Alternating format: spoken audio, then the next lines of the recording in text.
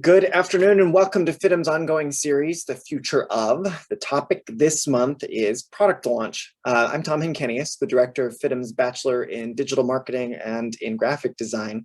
And today's discussion started with this headline. Take a look. It came up about a year or so ago. A San Francisco-based executive bought a dress for his wife for 9,500 American dollars, 7,500 pounds, but the dress doesn't actually exist. This has fascinated me.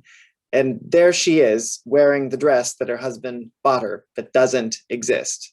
So today's discussion might give you a little bit of whiplash. We have two guests. One focused on slow fashion. Her company pays close attention to the cotton they used. So she's concerned with waste that she uses, so much so that she uses the scraps from the cutting room to create hand towels for the company's restrooms and for its kitchens. Her garments are made to order, shipped directly to your door, and she wants you to keep this garment for the rest of your life, the exact opposite of fast fashion. Our second guest is the flip side of that. She's completely and fascinatingly immersed in the technological side of fashion. Digital design, sampling, the metaverse, blockchain. She will casually drop these terms while I struggle to even understand what they mean. And NFTs. She's going to attempt to explain, while this pile of research I've been collecting the last few months about NFTs, what it really means and how it might impact the retail industry. So at first brush, you may think that these two schools of thought are so divergent, never shall they two meet. But what I hope you'll realize today is that the future of product development and therefore product launch will combine them both. Slow fashion, attention to detail, attention to waste, blended with technology. That is the future, period. So let's get right to it. In a bit, we'll be joined by Jo Chkovna. She works for H&M or worked for H&M when she began setting up in-house innovation teams. It was then that she learned the power of digital design, which she's now explaining to top business leaders globally through her own consulting firm. Our first guest, though, is Natalie Shanin. She is the founder and creative director of Alabama Shannon. If I understand the story correctly, Alabama was your nickname, and we'll get to that at some point, but your company has such an interesting founding. And it's been around and focused on sustainability for so long that I thought I'd start by asking you simply about that, the history of your company, Natalie. Yes, so in the year 2000, I started off with making one-of-a-kind t-shirts that were cut from recycled t-shirts, appliques added, and then stitched back together again by hand. So everything was completely hand sewn and made from these recycled garments. And so I imagined this project where we would present these 200 one-of-a-kind t-shirts in Fashion Week. That would have been February of 2001. And, the idea was that we would be selling these one-offs and then, take that money and maybe make a whole nother round of one-offs. But what happened was, Barney's came in and they wanted, place an order. So we started figuring out how to replicate these one-offs with recycled stock. And around 2004, as the company and the collection continued to grow, we realized, the garments that we were making became more complex. So we were making these coats that would, could take up to 28 t-shirts. And in conversation with some people who were involved in sustainability at that time, we realized that actually it might be better to work with organic cotton fibers, and farmers and try to build this unbroken supply chain in the US. And so since that time, since around 2004, 2005, we've been working specifically just with US grown organic cotton. So now we're 20 years into the company, and in 2013 we also opened a machine manufacturing division. So now we have both hand and machine manufacturing. I guess a lot of people don't know that this community where I'm in Northwest Alabama was once known as the t-shirt capital of the world. So really think about what happened here traditionally, historically, and, trying to rebuild some of that in our community. So that is, the basic history of the company as If you don't mind, let's dig in a bit more on the Alabama connection. Obviously, the name of the company, I hear your nickname formerly, maybe even currently, but specifically this community. Okay, so why? I mean, I can guess politically in the year 2000, we were just past NAFTA being signed. I know how that devastated a lot of manufacturing in the US. Was this just an opportunity you saw, or was there more to it for you than just like, oh, here's an empty plant, we could go in and start manufacturing here? Yeah, so this is the community I grew up in, and the textile industry settled here because it was a vertical community. I know we were talking a little bit about that earlier. So, the cotton was grown here, ginned here, spun, knit, cut, sewn, embroidered. And that happened around the 1900s. That sort of began to unfold. But by the 70s, this was known as the t-shirt capital of the world. And, so that's one part of the story. And the other part of the story was I was living in New York as I made that first round of t-shirts that were sewn by hand. So I was doing the sewing myself. And I started going around looking for like embroidery shops to help produce the t-shirts. And I couldn't find anybody who was willing to, to think about it or work on it. They were doing a lot of evening and couture embroideries in these shops. And standing on the corner of 38th and 8th Avenue one day, I was looking at the shirts and I realized this looks exactly like a quilting stitch. And remembered that there were a lot of ladies who actually had quilted with my grandmothers who were still here. And so I had envisioned this plan to come down here and look for those hand quilters to see if we could produce the collection. And, it didn't, the women who had quilted with my grandmother didn't really want to do it. But as you mentioned, a lot of the plants had already started to close in the year 2000. It took a few more years after that for the industry to fully shut down here. But we did, in fact, we ran like a little ad in the newspaper and found a lot of women who had worked in and around textiles. And so they sewed those very first shirts that we made. I moved to and lived in Mississippi, which was also where I lived, was at the Delta at the time. When I moved there in 2002, was the also heart of cotton country. And I know now when I go back to visit, I don't see cotton. And they're mostly growing soy, which is, there's a whole nother discussion around that. But the question here for you is how difficult it is to source organic cotton from the US. So we've worked since 2004 with the Texas Organic Cotton Growers Association, and I mean, you could do multiple shows, I guess, just on cotton, and I'm definitely not the ultimate authority on that. But these farmers, I think the cooperative is over 30 years old, maybe around 35 years old, and so they really were leaders in their time. So long before people were thinking and talking about what organic cotton could look like, they were already planting and preparing their fields and whatnot for this. So we've been very, very lucky to have been able to partner with them, all these years. We're also, we're starting to do some work with California as well now. So there's the Subpima cotton in California. So we are starting to look outside. We even tried to grow our own cotton field once, which was really interesting and rather a disaster. You asked once about the vertical, about the vertical options. I don't know that, I have a lot of talent as a farmer, but it was really interesting to, everything from sourcing the seed all the way through, to the fabric, the process of it. Well, because we hear about that so often. I think about like a company like Harry's, which obviously it's a different industry, but they produce razors and then ends up buying the steel manufacturer in Germany and creates the value and also then owns the supply chain. so is it would you say this is a different space because of the nature of farming? It's just so very different than producing steel. Well, it is very tied to Mother Nature and Yeah.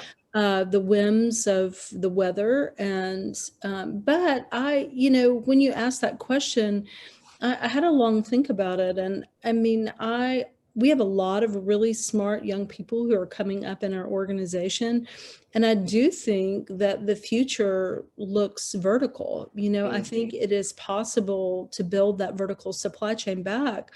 The problem is that once a supply chain is broken, like what happened in the US, it's difficult and it does take very smart people to piece all that back together again, especially in a region. So, for example, our cotton is grown in Texas and ginned there, and it's then shipped to North Carolina for spinning, knitting, and dyeing, and then comes to us in Alabama. And it's crazy to think like that is, it's 14 hours to Texas and 12 hours to North Carolina from us. But in our industry, that is considered hyper local, really. Yeah. And Yeah. it's very, but this region, for example, there were our studio is in the industrial park and our just north of the city. We're in a building that was a sewing plant and had knitting machines and things like that in it. But, there were knitting houses, there were dye houses, there were embroidery houses. So everything was made right in like a 2-mile radius. So what a difference. That's really hyper Yeah. local. And then now we Yeah. describe hyper local as a 12-hour drive, throw it on a truck. Yeah. But I'm very hopeful for it. And I think that if anybody can do it, the young people that we're working with, they'll be able to figure that out. I hope it happens in my lifetime. I could go down that road for a while because it fascinates me. And I know quite a few former cotton farmers from Mississippi who I know would love to hear more Yeah. about it also. But I think if we can get kind of to the theme of today. So I was connected to you and your company through our director of product development. It's a major we offer here at the college. And I'm so anxious to talk to you because we've had this theme going through the last few episodes of this series about sustainability. So you've talked already about domestically sourced. We kind of mentioned that you have the zero waste mindset. So I'm wondering, with those two pieces in mind, how does that impact your product development process?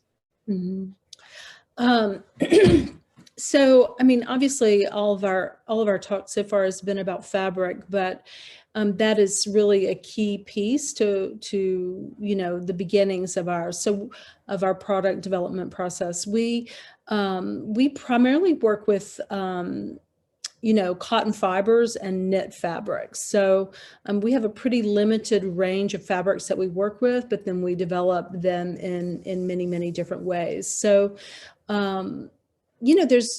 there is kind of like a standard process that we go through that, is fabric and color development and bodies and styles that we feel fit with our programming. But then there's this whole other area, which I think is what you're asking about, where cuttings from our collection might become products for home furnishings, or smaller pieces that are used. For example, we once did a collaboration with Burt's Bees Babies, where we made baby clothes out of the leftovers from the cutting table. We also I guess it was in 2012, we opened an arm of the company called the School of Making, which is an educational arm of the company. And so with this part of the company, we also kind of open source our fabrics. So you can buy fabric by the yard from us to make your own clothing, which helps secure that supply chain, right? So supply chain is this becomes bigger and more stable for us. So, there's a lot of different things that we do in terms of painting fabrics and manipulating smaller pieces of fabric to use as appliques, where we really try to use as much as possible of every single little piece of fabric. I think too, the other thing we think a lot about, especially in light of the pandemic and the way that the supply chains you just referenced were so disrupted. I mean, you're quote unquote hyper local. Those people who were sourcing from China were obviously like a mess. And then you have questions, just so many other questions that the pandemic brought up. The specific one I kind of want to chat with you about though. So you guys are in essence made to order. So an order comes in through your website, and that is when the cutting begins. Correct. And so in that process, there's so much less waste. But also, we now see so many more brands kind of turning toward that. Mm-hmm. Are there lessons in what you do that others should be learning from?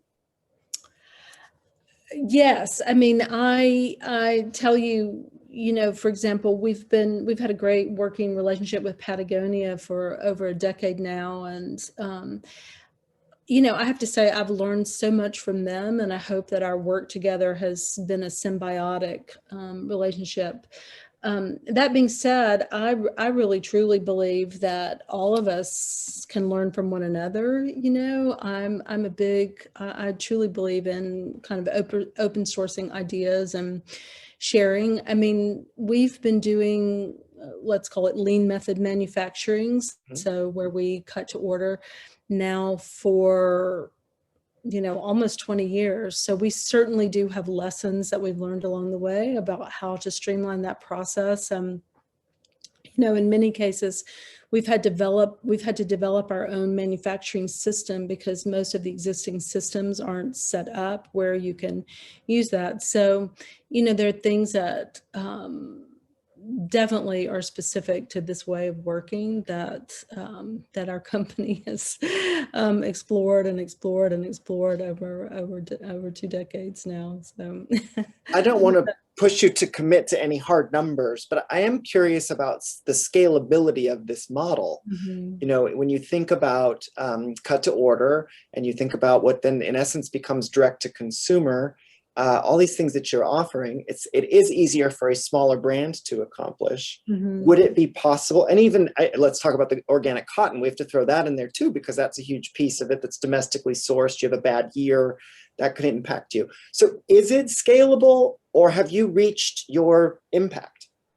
No, it's definitely scalable. I mean, we're using some other small techniques recently where, we see something is selling really, really well, and we're able to respond to it really quickly and say, okay, we're going to do a small run of that or a big run of that so that we have that on hand when that sells out. Because we manufacture everything in our building, so we're not manufacturing down the road. We're overseeing our own manufacturing. So it allows us a lot of, we're very nimble. We can make decisions pretty quickly about, okay, we're going to commit to this today. And we've also, this is another reason it's really important. We have great partners in our supply chain. So, we commit to a stock of fabric each year, and that is our commitment. And so, we have that on hand and ready, to be used at any time. And I mean, this was also a pretty big learning process. I know one of the other conversations that we wanted to have was about how this scales. And I do think that partnerships with, with your supply chain partners are really, really important and kind of key to this, making decisions that commit to that. So, I mentioned back in 2004, we were thinking about organic cotton, and everyone said to me, there was a year where everything kind of broke down because we lost a spinner in the US that was doing most of this spinning. And, the easiest thing would be to have switched to an imported yarn. And I said, no, we're going to commit to this. And we did. And so we wound up having to purchase a year's supply of cotton in advance and have that processed. And that was, very difficult for a small company like ours, but in the long run, it made all the difference in the world. And we built this, these partnerships in supply chain that I think will last forever now, right? Because of these commitments that we do. So when you think about the product launch, which is our topic at hand today, and you think about the consumer who's coming to you, from what I hear, you have really high conversion rates that exceed the industry standards. So what is it you're doing right? You know, from my view, right, not being internal in your company, you have a great story. And I buy a garment from you because I can then say, this garment has a story. Let me tell you the story of the garment I just bought. And then that word of mouth helps your company obviously grow some. Am I right? Am I on the right track? Or do you have a totally different perspective on this? No, I think you're on the right track. I mean, I do think we have it's more complex than just the story, but I do think that as humans, you know, we love story and we thrive on story. And so there's definitely a component of that that is very compelling about what we do because um, you know, we have tried over the years to be very transparent about what we're doing and share the process. And so we started a journal. I think it's 15 years old, the journal. So you can even come back through our journal and learn about decisions that we made along the way. You know, I think different people also are attracted to different parts of the story. You know, some people love the whole thing. Some people are really looking for the organic component. Some people love the lean method. You know, we have this thing, like if you order a t-shirt from us, it's complimentary. You can change the length of a t-shirt by 3 inches shorter or longer, right? Because we're made to order. It's really easy for us to do this kind of work. And so for some people, that's really important that we're able to make what you want. You know, in a small, you might not get it tomorrow, but you get it in a very short time frame. What other components might play into that high conversion rate? Customization, the story, personalization. I mean, it's all the buzzwords we hear these days. Is there anything else, or you've been doing it for 20 years, so you know how to do it right? Thank you. Well, you know, one of the things we really have invested our team in over the last few years is also customer service. Um, it's my belief, and this is something we've worked on as a team as well. Like you can get a T-shirt from anywhere, right? There are 1,000 places where you can get a T-shirt any single day, but what we have the capacity to do is to provide excellent service to our guests. And so I do think we bend over backwards and go out of our way to make everything right. We work really hard at building and keeping relationships. And I think that conversion rate that you see comes from that in part. Like we'll do whatever it takes to make something right with someone. And we also have this thing, like once someone buys a piece of ours and wears it, there's a very high chance that they're going to come back over and over and over again. So we call that lifetime value, and having that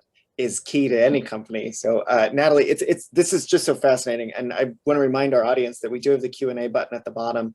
So if you would like to submit questions for Natalie, she will be coming back and rejoining us in a few minutes. But thank you for explaining your process and opening up to us about your company. It's certainly fascinating, and I think it will be well complemented when we now turn to Joe, who has over 20 years experience working in the fashion industry, leading innovation and product development teams for recognized brands like H&M. In fact, while working for the innovation team internally at H&M, that she learned the power of digital design and how it could shape the future of the fashion industry. And so now she actually goes around advising business leaders and retail all over the world to think differently, push for more innovation, more sustainability, a more considered approach.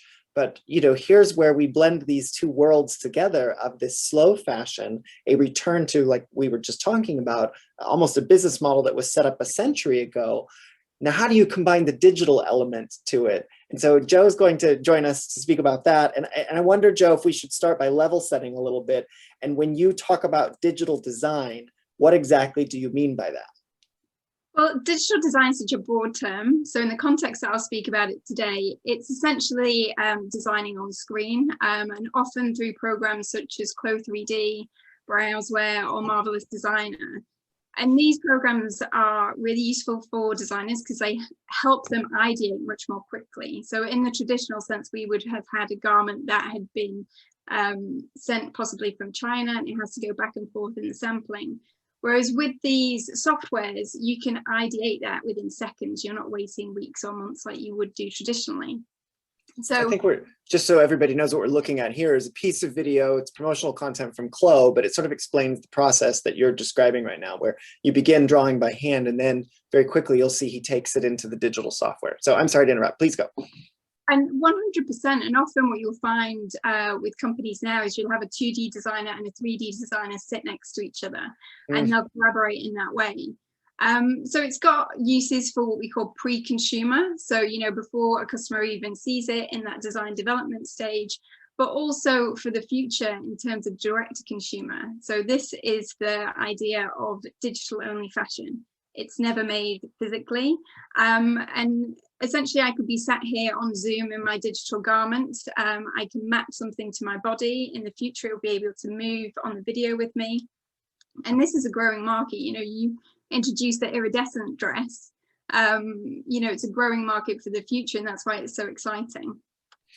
You and I were talking previously, and you mentioned to me that there were examples of sampling houses creating thousands of samples? So you can see where the benefit of this is in reducing that waste and even that cost.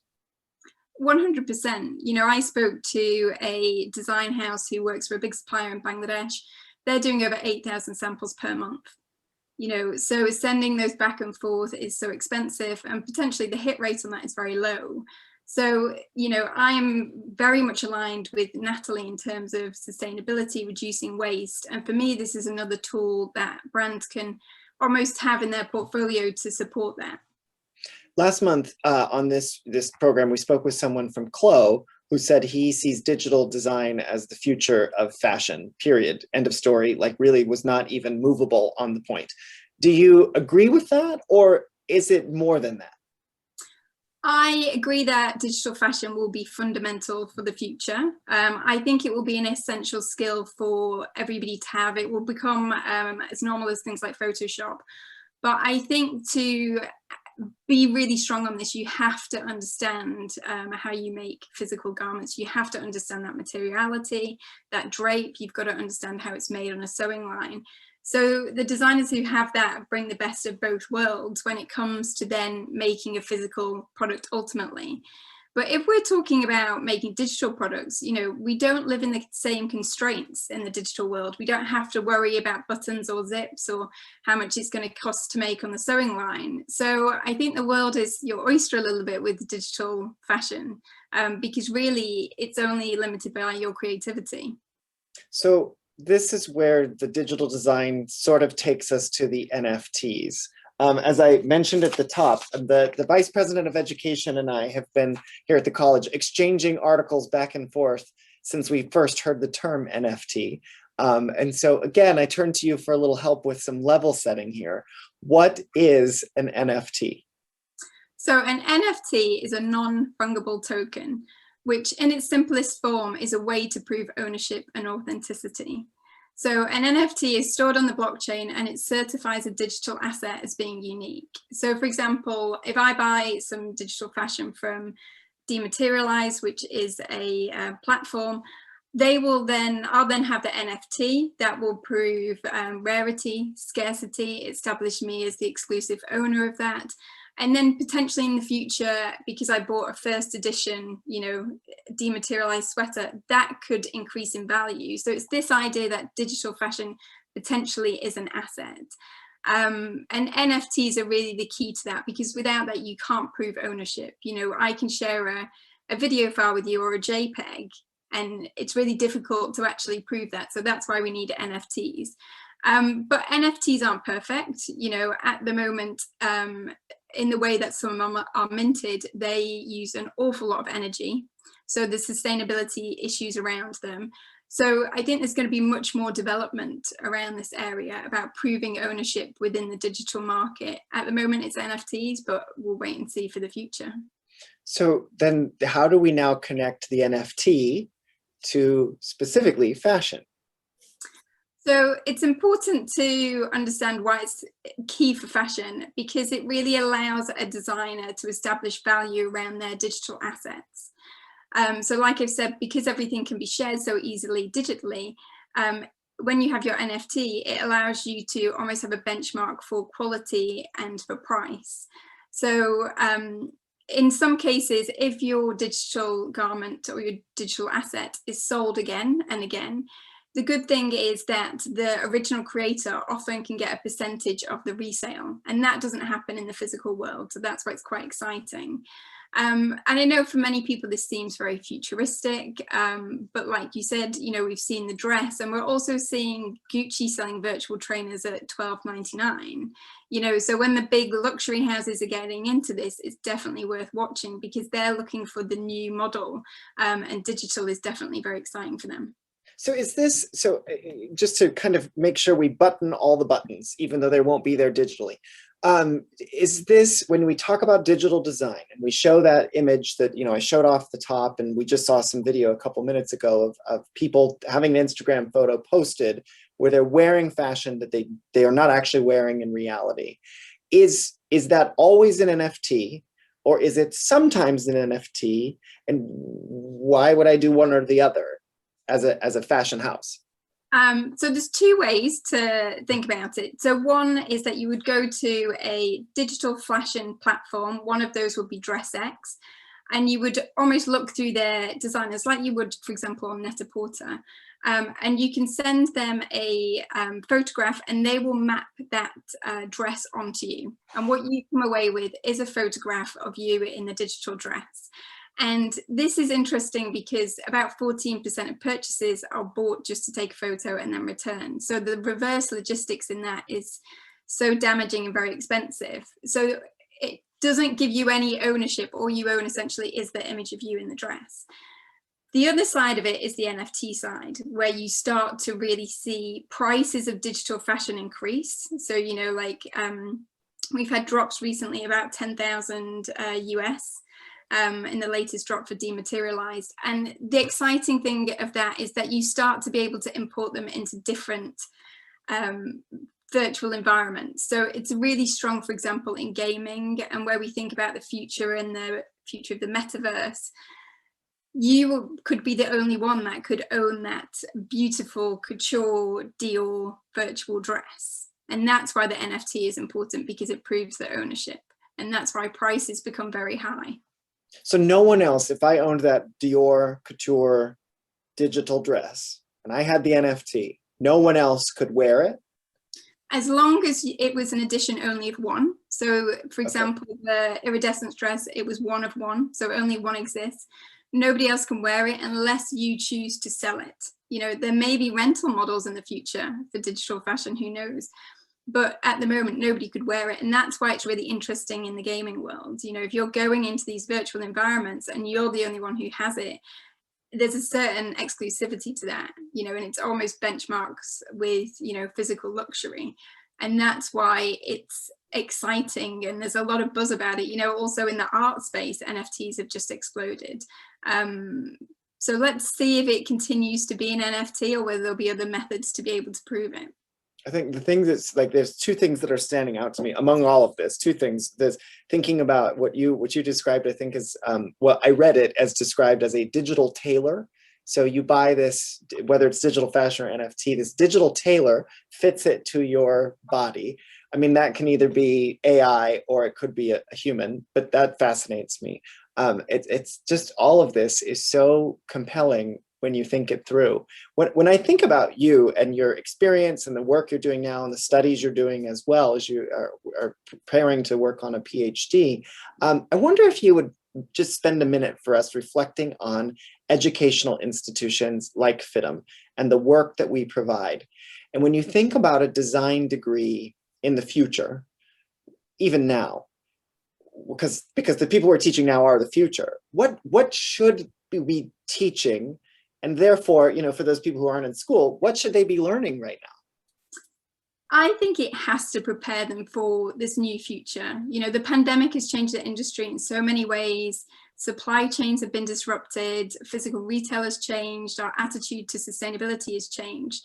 So it's vital for me that students learn about circularity. You know, everybody talks about sustainability, but it's really understanding those circular principles. and understanding the full life cycle of a garment. So what happens at the end of life? You know, do you do rental? Do you do resale? What happens after that? And whose responsibility is it? So I think that's absolutely fundamental. So designing for disassembly. So if you are going to recycle it, can you take it apart easily if it's made of different fabric component parts? You have to design for longevity, so making something that is durable and last. And also design products that people care about. So establish that emotional durability. Because when we take care of our clothes, we tend to keep them for longer and they last. I think also fundamental is to really embrace design thinking and have an innovative mindset. You know, the world of work is likely to change with so many processes being automated. It's really important that students can consider design and environmental challenges in new ways that haven't existed before. And I think getting more diversity and points of view around the table is key to this. You know, a great example was the Nike trainer that you didn't have to use your hands to lace up. You know, you could just slip your feet into it. That was 10 years in development, and it started with a boy asking Nike to design a trainer because he had cerebral palsy. Shouldn't have taken that long. We need more diversity around that design room and really open conversation. So I think that's absolutely key. But most important to me, and this comes from having spent 10 years in China and working across multiple production countries, is you really have to have physical experience and understand how a factory works. Understand production and the waste that's caused, and you know, understand that there's a human who's making the majority of our clothes. You know, it's still a very hands-on process. So that is something I would really like students to experience, because it's hard to understand the issues of production and the complexities within the industry unless you've spent time in a factory, you understand the supply chain, you've spoken to the workers, and you understand the challenges for the factory managers. I thank you for all of that and for being so thoughtful about it. The topic today obviously is product launch, and I wonder what you think of the future of product launch. When you consider everything you just say, maybe walk us through a specific scenario you might foresee. I am so excited about the future of product launch. For me, I feel it's going to be very much experience-led, so very immersive, personalized, and potentially even environments that we haven't seen yet, like the metaverse. I think, you know, we've seen a great example here from Pangaea, where they launched their flower down puffer jacket, and you were able to experience this within, you know, an Arctic setting. And I think we'll see much, much more of this. I think there's so much opportunity now for creatives to think outside of the box. You know, we have XR, VR, AR, all these technologies. So really it's about dreaming big in terms of how you want to present your new products. But I also think we might need to think differently about the future of product launch itself. You know, as we start to move away from these linear models of making new collections, and we start to look at models such as rental and resale and digital, what we need to do is really build brand reputation and trust and integrity. So product launches could become instead things like experience days. It could become invitations to exclusive virtual environments, but each of these is an opportunity to build trust, and that all contributes to sustaining the brand's relationship with its customer over time, and that's really key to success. I'm fascinated specifically on the point when you talk about building that connection with customers, but using all of these digital touch points. I'll invite Natalie to turn her camera back on and join us, but as she does, I wonder what you think about a brand like Natalie's and the digital integrations that they could incorporate, or should they not? Like, as a brand like Natalie's, would you think, if you were advising her, you're doing great, stay the course? Or I absolutely love what she's doing. I think our values are very much aligned. And what I say to all businesses is essentially it's a tool. So, you know, I'm very passionate about supply chain, reducing waste. So if it's a helpful tool within your product development process, then definitely explore it. And often it is, you know, for people who really want to see colorways or see different designs, you know, it's a great way to ideate. You know, it's quick, it's cheap, it saves the supplier money from having to do excess samples. So for me, it's never an either or, you know, really I want to try and bring, you know, almost artisans and digital worlds together so that we can really celebrate the art in fashion. You know, that's why I started my career, and it's just, you know, using these tools to the best of their abilities. And Natalie, how much have you guys leaned in on some of these tools already as you think about Clo, or are you even considering NFTs, digital design? I mean, we have not gotten that far yet, but it's fascinating. Joe, this was great to hear all this. I mean, you know, in some ways, for example, we opened our first online store in 2006. So we were very early to that game, even though we were very handmade and still, you know, working with recycled materials, cutting them apart by hand. So I'm really fascinated by this connection between technology and craft. And I do think that it's the future, you know. So Joe, I would love to chat sometime and, you know, put our brains together on that. It's really interesting. And this is, to be honest, that is exactly why I was so excited to spend an hour with the both of you, because I see we talk so much to founders, both in this panel format, but also just, you know, one-on-one individually to founders who are in the space and are doing amazing craft. And you see this opportunity for the digital to integrate into it, and it's so exciting. Yeah, you know, I've often said at lectures and whatnot, how beautiful would it be? You have this kind of handmade, beautiful base, all in white. So you remove dyeing and everything from it, and it's something cast onto the silhouette, you know, in a digital way that you can change and buy the pattern that you're going to wear that day, or, you know, what those things are. So I find it really, really fascinating. We got a really good comment in chat, and I wonder if you two can reflect on it a little bit. I can see companies like Shutterfly potentially partnering with designers for those who want their family to wear expensive clothing for things like holiday cards, where they might not have the accessibility to wear designer clothing, even using it for wedding announcements. I guess, Joe, from your point of view, is this the future you're seeing? I think definitely, you know, I think there'll be a lot of very unusual collaborations, and that's what makes it exciting. You know, it is exciting to be at the start of this. You know, it is happening as we're speaking, and yeah, I think the more that we try and push the boundaries with it and get different types of businesses involved, the further it will go, and the more people will get used to it and adopt it, and the more creative we can be with it. And then I wonder, Natalie, from your perspective, is that a partnership you would ever be interested in offering that kind of opportunity for a Shutterfly holiday card or a Shutterfly wedding where they're just digitally wearing your garments? I mean, I love all of this. It's fascinating. Yeah, I'm in. Count us in. Joe, when you think about a startup now, what would you advise them? I mean, we got Natalie's perspective a bit earlier. What would you advise them? You know, if Natalie were starting her company today, what should she be thinking about as it comes to the technology and the innovation? I mean, I work with a lot of startup brands, and, you know, most important thing is know your supply chain. That's why it was so great to hear, you know, from Natalie. It's brands who are making physical products must understand their supply chain.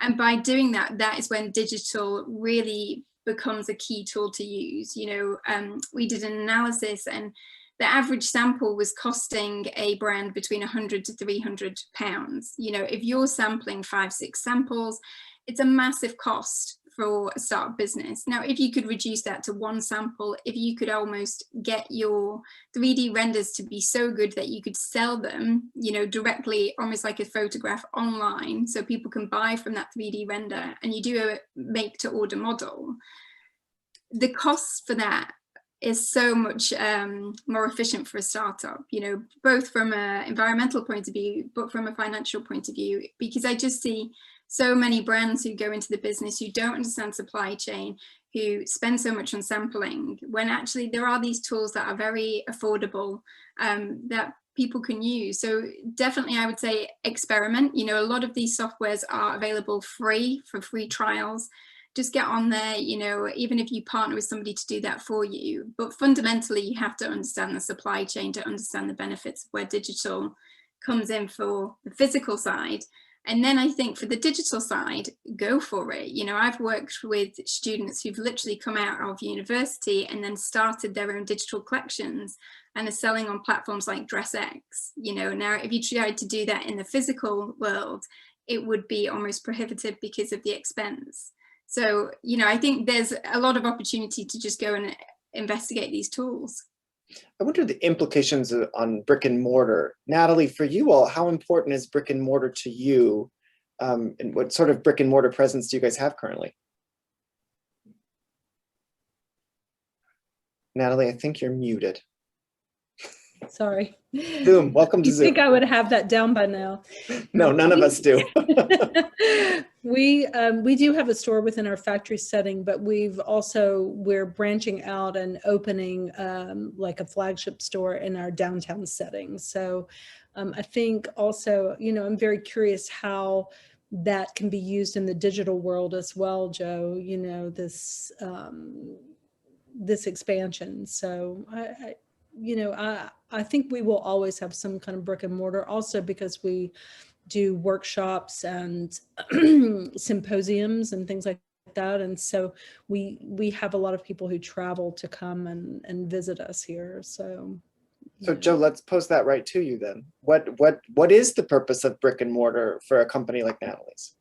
I am very passionate about bricks and mortar. You know, I think not only for a brand, but for a high street, for a city, it's important for that sense of community. It does something other outside itself than for the brand. I think for somebody like Natalie, it establishes customer service. You know, we love to be able to talk to somebody at the end of the day. And I think that's what digital misses, that connection. And it builds trust when I can go into a store. But I think a store will be much more experience led. You know, I'll go there for an experience. I might buy something, but I'm going there because there might be something new I can have a look at. A great example was a Burberry store that they launched in China. You know, there was a lot of apps on your phone where you could navigate through the store and it would open new experiences to you. And I think the customer wants to be surprised when they go into a store now. You know, they want great service, but they also want to leave it and say, wow, you know, I really felt a connection with that brand, you know, and then that builds trust and it builds brand loyalty. When I think about all of this and I think about what you all are discussing, I do see price tags. And so I wonder the implication of all of this on equity. I mean, you did mention a pair of trainers that were released by, I forget if you said it was, I forget what company. Yeah, that were $12.99. So that, I mean, digitally that seems somewhat affordable. But is there, obviously you have to have an awareness for equity in this, but is there a space, Natalie, in your company and in Joe and what you're thinking about for offering something that everyone can afford? Joe, maybe we'll have you go first. Definitely, you know, if we take out the NFTs, you know, so NFTs really establish that luxury price point often. But I think definitely, because when you are in your pre-consumer design phase, you're creating the asset anyway.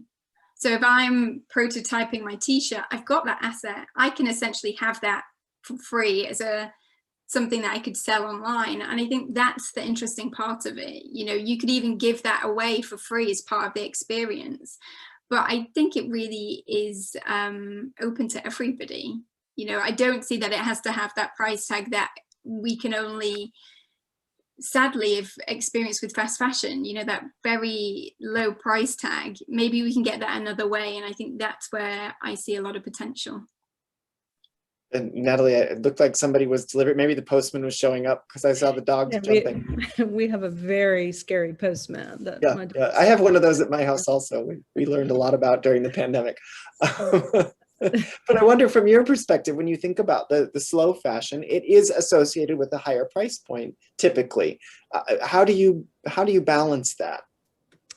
Yeah, I mean, this is a conversation all the time that, you know, we're constantly having. I mean, I do think the price per wear is very important, right? So you really have to consider what you're investing in, and these are conversations that we also have with our guests all the time. You know, we pride ourselves on quality. That's our number one most important thing that we talk about, you know, and some people would say, why not organics first? But, you know, if you have a a subpar organic fabric that falls apart after the first wash, it's not really, it's not a benefit to the environment. So quality is our number one most important thing. And then comes, you know, community and organics after that. And so this is kind of how we weight our decisions. And so that price per wear is super connected to quality, right? Price per Actually wear. cheaper in the end. That's such a fascinating concept as well, because I think, you know, obviously I put my marketer's hat on. That is not always the easiest thing to convince a consumer of, but there is a way that you could even message that story that becomes this beautiful thing to think about, this garment that tracks with you through your lifetime. And that maybe it is a little more expensive up front, but you're not repurchasing every 6 months or 3 months or 1 month. That's price per wear. That's a new one for me. Thank you. I'll take that. Quick notes over here. I mean, I love, you know, when you have a garment that that is your favorite thing, that favorite t-shirt that you've had, and you've had it for year after year, and it's a thing that you want when you want to feel most protected or, you know, comfortable or whatnot. I mean, that to me is the value in that is it can't be replaced, right? Right.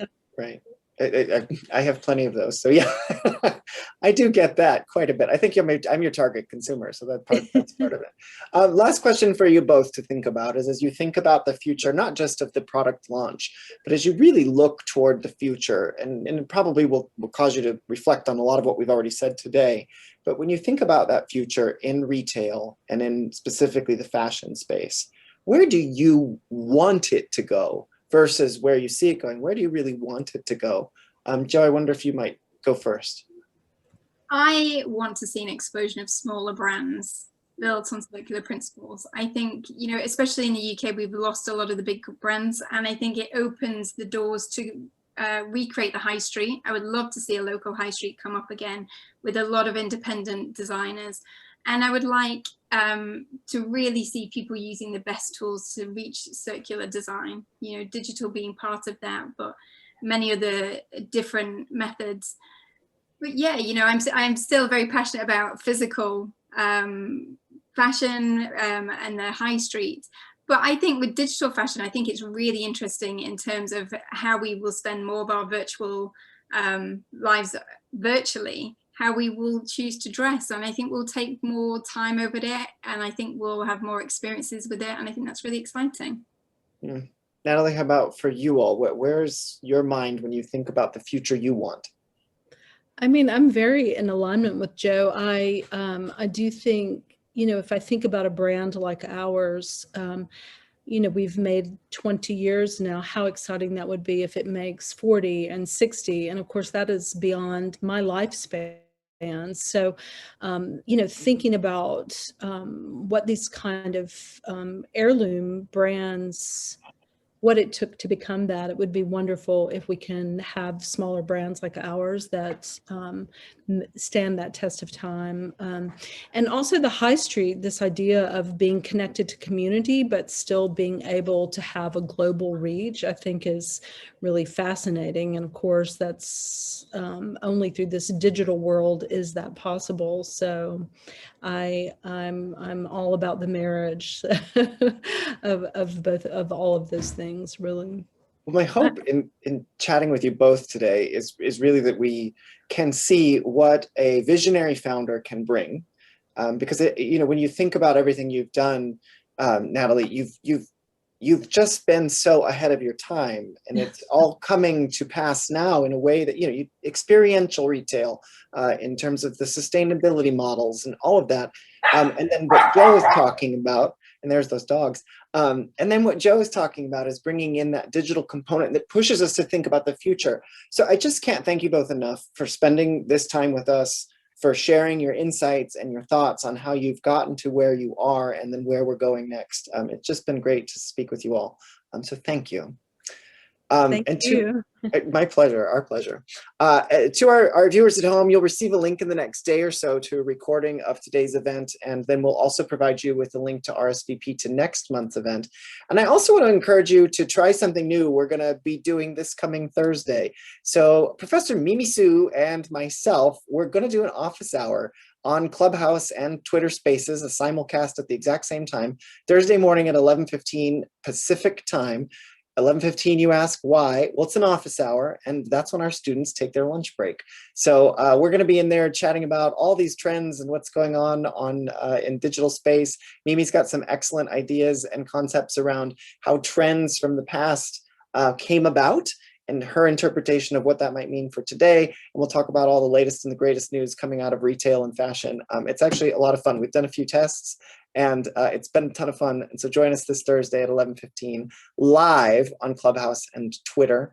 We thank you, as always, for spending your afternoon with us and encourage you, of course, to stay inspired and have a great afternoon.